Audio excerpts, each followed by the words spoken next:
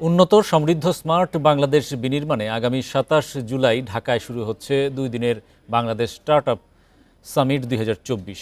এতে দেশের স্টার্টআপগুলো ছাড়াও বিদেশি ১০৫টি স্টার্টআপ অংশ নেবে। রাজধানীর হোটেল ইন্টারকন্টিনেন্টালে বসবে এই সামিট। রোববার রাজধানীর কম্পিউটার কাউন্সিল অডিটোরিয়ামে এ বিষয়ে এক সংবাদ সম্মেলনে অনুষ্ঠিত হয়। এখন জন্ম সনদ দিয়ে খোলো বিকাশ স্টুডেন্ট অ্যাকাউন্ট, নিজের বিকাশ নিজে কর।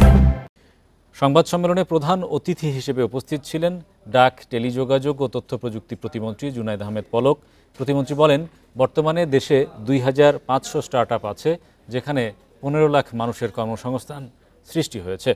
গত ১০ বছরে স্টার্টআপের হাত ধরে দেশে $১ বিলিয়ন মতো বিদেশি বিনিয়োগ এসেছে।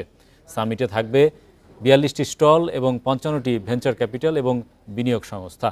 বাংলাদেশ সহ বিশ্বের ৩০টি দেশ থেকে ১০,০০০ দর্শনার্থী উপস্থিত থাকবে বলে আশা আয়োজকদের।